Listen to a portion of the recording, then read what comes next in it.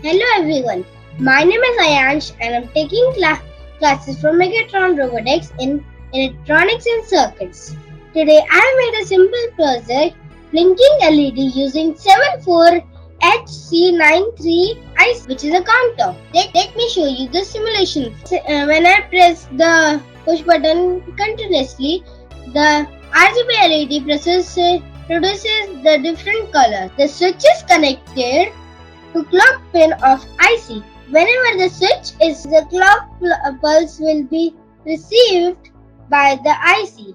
On occurrence of every clock pulse, the binary count will increase and will set the output pins accordingly. Depending upon the status of output pin, the RGB LED will produce different colors. Thank you. Hope you liked it.